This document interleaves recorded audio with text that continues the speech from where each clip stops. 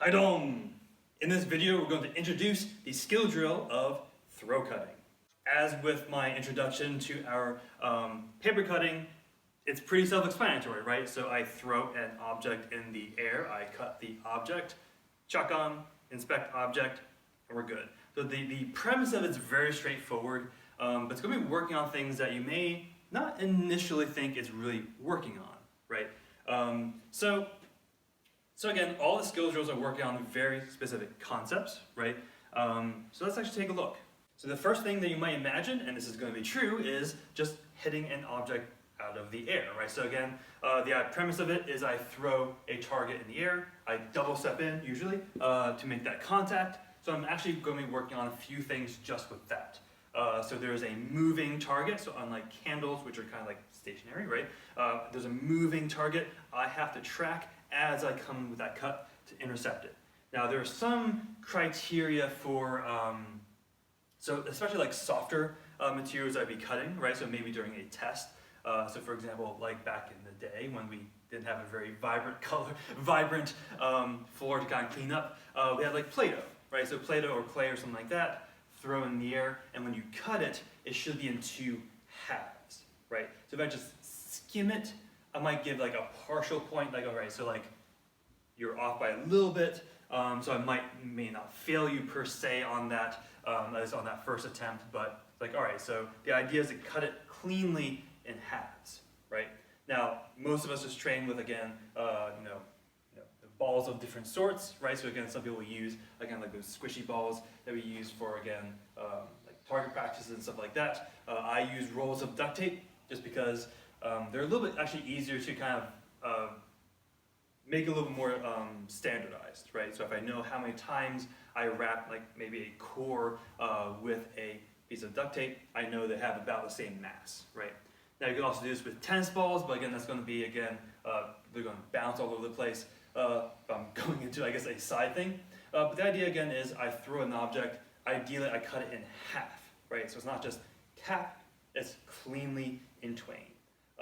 There's going to be a few other things along that line as well, right? So you want to be hitting with the correct part of your sword, right? So something that happens all too often is, again, I throw that object, I give a cut, I'm cutting like really close to my guard, as opposed to, again, using the tip of the sword to really slice it in half. There's a lot of things going on with, again, that aspect of throw cutting. Again, you might think, oh, just hit the object, you're good. There's more to it, right? So again, you want to make sure you're hitting the correct portion of the sword, ideally cutting in half, and if it doesn't, if the object doesn't cut in half, like again, a piece of duct tape, make sure it's going off in the direction that it should be. So if I'm making contact here, it should be that way. If I cut it here and it goes this way, or off to an angle, that means, again, I skimmed the side, and it's kind of a little bit easier to see as you go through more and more examples. But again, these are all things that you can anticipate when you practice and judge throw cutting. Another aspect, and this is the aspect that I'm a little bit more I won't say in love with, but the one that I endorse more for my own students is having a quick draw. Right? So again, allegedly you're starting in a scabbarded position, right? And then someone's being silly with you, trying to murder you, for example. You don't be like, wait, hold on, I need it, dead, right? No, right? So like, for example, if someone is really coming at you and you did not expect it, which you should if you're working on pressure and stuff, but that's a whole different thing. Someone's coming in, you want me like, nice quick draw, right? Now that wasn't the best one because it wasn't that big of a motion of a cut. But that's the idea, right? So being able to, again, notice, a situation in which I should almost like pull the trigger, so to speak. Like, oh, I need to draw my sword really quickly, bang, right? Being able to draw on the fly, right? Now, on that same concept, there are things, again, you should think about as you focus on drawing. It's also going to be true for other aspects. So, for example, when you're doing forms, it should be the same thing. But think primarily about that left hand. So especially for students who are doing this for the first couple times, right? So we have our ball, we're kind of throwing up in the air, almost immediately just go like, eh.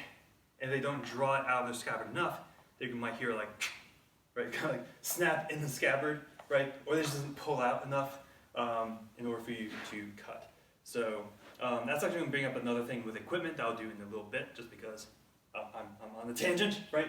But using that left hand, right? So one thing that this is working on, so again, throw cutting is working on, is kind of shifting your focus from many different things. So one of them is the actual act of throwing, and we'll go through that in a little bit. The actual act of throwing the ball, the act of drawing the sword, again, being able to use the scabbard, again, use the scabbard back as I draw, right? And then focus on the actual act of making contact. So there's a lot, again, changing in focuses, which is really good for, again, if you have a hard time focusing, this is a nice one, kind of like meditate, kind of like working on that shift, right? And also, again, working on like a very dignified put away. So I just cut, okay. So I don't want, so again, it's taboo for me to have cut something and like, oh, let me go check it out. Always chuck on first, right? So again, this is your priority, right? So if I just cut something, chuck on, right? So in kind of like the situation, if this was like a non-ball and like this was like a target actually needed to dispatch, here I'm kind of away, I'm kind of like making sure it's good, and I might from there inspect, right? Now this is also mostly just so you can keep your peers safe, right? So if we're all throw cutting or just kind of like running around with live blades, it's bad, right? It's bad. You don't want to do that. Versus again, we're all chuck on. Like again, if someone, if something happens and I trip or something, my blade doesn't go flying off into someone's cranium, right? Because that would be bad. So again, it's just a nice piece of etiquette. So you cut, again, working on that nice quick draw, and then chuck on and inspect. Now on the subject of equipment, I recommend, again, as early as possible, metal swords. So again, I'm actually going to be kind of pushing this on my students when they actually are yellow belts to actually get a metal sword to train with. Now that said, there are alternatives, right? So ideally, again, as soon as possible, work on using a metal sword, just because that's what you'll be using if you ever do go, for a sharp, right? You can just like, oh, let me just, because I'll be used to the weight, I'll be used to, again, the motion of it, I'll be used to, again, knowing that there's an actual edge for me to consider. Now that said, if you don't want to start off that early using metal swords, because again, if you have children, for example, like so younger folk who you don't really trust yet to have a metal sword, there are alternatives. Ignoring the ridiculous length of the sageo, there's also something like this, right? So we have a plastic scabbard for your sword, and also you have a wooden sword, right? Now, I also recommend using something with a guard just so you get used to that idea, so when you do switch to a metal sword, it's not like, what is this thing? What does this do? It's like, all right, you're kind of used to it, you use it to again push into the draw, it makes things a lot easier. So I do recommend, if you don't want to, again, use a metal sword just yet, again, for, if you have younger folk or something like that, investing, again, in a scabbard like this is like 20 bucks, something like that, so it's really not that much of a bank breaker, as they say. I believe these will also work for our own mukams as well. I haven't actually done that much, in terms of using the Federation mukam in this particular scabbard. But again, I highly recommend, if you do not want to use a metal sword, you switch to some sort of scabbard so they get used to, again, the full experience of actually drawing the blade. Now, if you don't want to, again, have a metal sword, you don't want to buy a non-Federation piece of equipment like a scabbard for your mukam, then you can actually use your mukam and just make sure it's tucked into your belt. Now, that's not going to be the exact same thing. Notice that there is more space that you need to actually clear in order for me to actually cut if you're using a real sword, right? So there's the actual length of the scabbard is kind of poking out, which is not minimal, right? So for example, if this was tucked into my belt this way, all I need to do is clear this distance. But with a real sword, I need to clear this distance. Now, again, if the purpose of throw cutting is to work on your ability to draw, which is why I mentioned it in one of 3 things I'm going to be mentioning, you want that, right? So you want to make sure you have that. Now you can kind of replicate it by still having your hand here, but it's very easy to say, oh, magic scabbard, draw, cut. So be very, very conscientious about how you train if you don't want to go, again, with a kagam or, again, a mukam with a scabbard. So again, a couple side things, again, I'm just kind of throwing at you as we go through because this is a general introduction to throw cutting. So those are my recommendations for equipment, at least. Another thing this works on is actually your ability to be calm under a stressful circumstance. Now that might sound kind of non-swordsman-y, right? Because like, okay, like that sounds like something you teach at like a business meeting or something like that. But like, we'll think about it, right? So the idea is I have a very limited amount of time for me to cut a target, right? I need to draw my sword. First of all, I need to throw an object, which is the start of a timer. I need to be able to draw my sword. I need to move into proper cutting distance. I need to cut, watch it fall, and then chuck on. And from there, I have all the time in the world. But working on like, all right, I have a very limited amount of time. I actually have some control over the amount of time by the effectiveness of my throw, right? But again, like it's like, all right, once I see that move, I need to shift attention from this to blah, blah, blah. So this is working on your ability to stay calm under pressure, right? Also your ability to kind of like switch perspectives and stuff like that, to switch on like things that you're focusing on. But this is something, again, if you're very meditative, right? You're like, all right, just throw the ball, cutting in, fun. Defense, check on, okay, cool, right? So having that nice kind of cool mentality in the heat of a moment, right? So again, the dangers of the situation aren't that high, right? So like I'm throwing a ball, the worst thing that's going to happen is it drops, right? Or I can't draw my sword out properly. So it's not really going to be anything like life-threatening, as opposed to, again, staying under pressure when you're in a sword duel, which hopefully you'll never actually be in.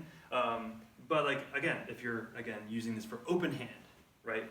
So if you use it in open hand, you want to be, again, calm, like, oh, someone's coming at me aggressively, I'm not going to be like, and just run away, right? So you're going to be like, all right, someone's coming after me, right? So like, if I just panic, I'm going to run out of oxygen a little more quickly, and I'm just kind of like, you know what? He's coming after me. Let me just finish this pretty quickly. And usually in that circumstance, non-lethal. So self-defense does not mean license to murder people. So keep that in mind, everyone. It's like, all right, so if someone's coming after me, I want to effectively make him or her a non-threat. So it's a lot easier to kind of think about that if you're, again, cool in the moment, and you're not, again, heated in like panic or anything like that. So I know this sounds kind of silly for throwing a ball in the air and cutting it, but you'll be amazed at how quickly people kind of like, ball in the air, gotta cut it. Things kind of like, just thoughts go a mile a minute, which is actually not that fast. That's about 60 miles. Anyway, so that's the kind of thing, right? So again, just thinking about multiple things at once, staying calm is our third thing I like to focus on. The next video I do on throw cutting, I'm actually going to talk about the actual throw a little bit, just because it's something that isn't talked about as much, right? And it doesn't seem to matter how much I actually discuss it with my peers and my students. It always goes out the window when it's like the heat of the moment. So I'm going to do that in the future video. So not too future, right? You can probably tell by the background that will be the same filming session, right? But the idea is something like this, right? So the general premise. So first of all, usually, when you're doing set testing, right, you're going to find your spot, right? So you don't actually put anything down like you do for candles, right? So I'm assuming I'm in camera. You're here, you bow to the person in charge, and then you kind of just get all your equipment ready, and you're here, right? So from here, all you're going to do, so in general, what I have for my students is 1, 2, and then 3, cut, put away. So let's take a look at an example. I might run out of space because that blew, right? But let's take a look. So this is going to be an example of just going through the motions.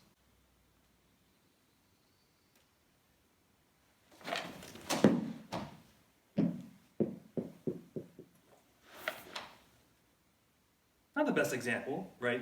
That's a general idea, right? So take 1, 2, 3, double step ideally into your cut, chuck on, kind of track it as you go, and then go retrieve it. Just as a side note, just because I noticed again how weird my particular ball was, you can also kind of like have a little bit of fun with that, right? So you can have the students again maybe make their own, right? So they may have like a certain color scheme for theirs, so when it goes flying off in the distance, they know exactly which one is theirs. It's kind of like a nice, fun side note that can kind of let you individualize if you want it, right? Now, obviously, some schools want everything regulated, right? So everything's going to be, again, either like the school colors or maybe the red or blue of the Korean flag. That's going to be up to you. And that's about it, right? So it's a fairly simple premise, right? So like I throw an object in the air, I cut the object, I am done. pretty straightforward, right? But it does take a lot of time to kind of get used to, especially the throw, right? As well as just getting used to, again, being calm, doing things that aren't really weird. So for example, as I was going through a couple takes, I noticed I was actually using my right elbow a bit too much. I was kind of doing this as opposed to a nice clean draw this way, right? So you do actually notice quite a few things as you go through this, right? So that's obviously the point of doing a drill in martial arts, is for you to learn something about, again, your own body and also your body mechanics and all that fun stuff. So again, be open to what your body is telling you when you're going through these motions. Also keep those three things in mind as you do your throw cutting, right? So again, focus on focusing, right? That you're tracking an object. Focus on that nice, clean, quick draw, right? For me, so a quick note I might even add is make sure your elbow is not out as you try to draw. Be nice and tucked in, right? So again, nice and close. You can use your whole body to draw that sword. And also focusing on, again, nice, clean, clear mind. But as usual, right? So keep all those things in mind as you keep training. Stay safe and stay humble. Haidong!